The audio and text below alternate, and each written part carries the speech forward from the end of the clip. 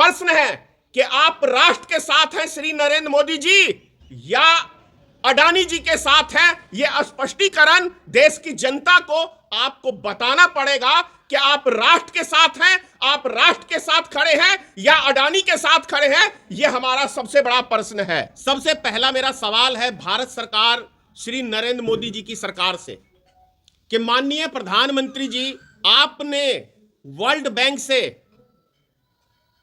लगभग 100 लाख करोड़ रुपया आपने कर्जा लिया है। वो पैसा किसके लिए लिया है और वो पैसा कहां खर्च किया है?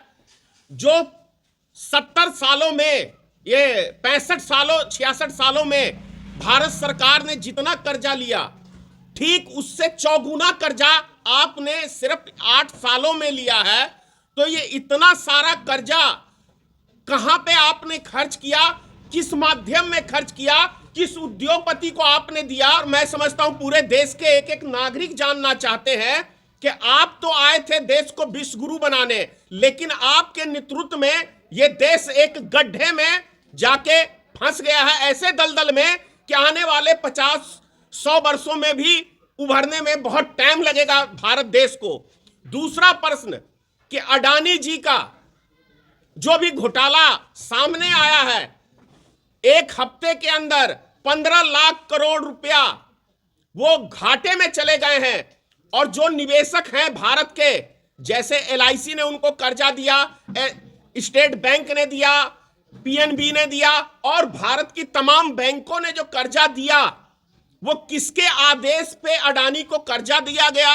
और अडानी आपके चहीते मित्र हैं जिसको आपने पूरा देश दे दिया। 10 लाख करोड़ रुपया अडानी का आपने माफ किया, फिर 2.5 लाख करोड़ रुपया आपने उसको कर्जा दिया और उसके बाद ये घोटाले का खुलासा होता है विदेश से, और 15 लाख करोड़ रुपया अडानी जी नीचे चले आते हैं। नंबर 2 के उद्योगपति 27वें स्थान पे एक हफ्ते में चले गए। इसके ऊपर भारतीय जनता पार्टी की सरकार, श्री नरेंद्र मोदी की सरकार एक लफ्ज तक अभी तक नहीं बोल पाई है। ऐसा क्यों? प्रश्न है कि आप राष्ट्र के साथ हैं श्री नरेंद्र मोदी जी या अडानी जी के साथ हैं। यह स्पष्टीकरण देश की जनता को आपको बताना पड़ेगा कि आप राष्ट्र के साथ हैं, आप राष्ट्र के साथ खड़े हैं या अडानी के साथ खड़े हैं। यह हमारा सबसे बड़ा प्रश्न है। मोदी सरकार ने आपके, जब गर्म में आप हैं तो आपको टैक्स लगा दिया है, जैसे ही बिस्तर पे आएंगे तो आपको GST देना पड़ेगा। आप शमशान घाट में जाएंगे तो वहां GST आपको देना पड़ेगा।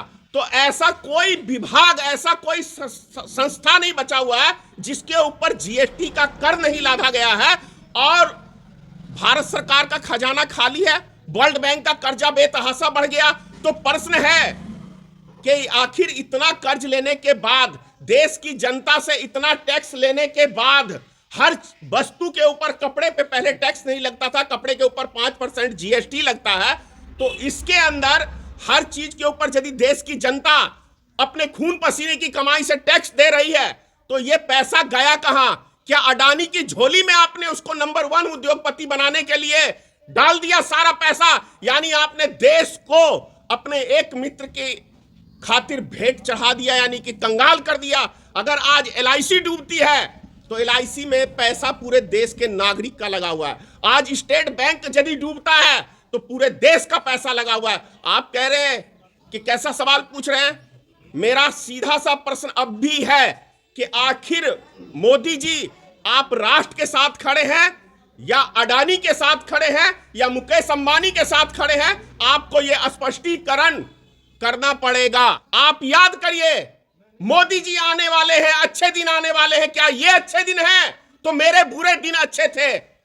अगर ये मोदी जी इसको अच्छे दिन कहते हैं तो मैं कहता हूं और देश की जनता कहती है कि वो पुराने बुरे दिन अच्छे थे।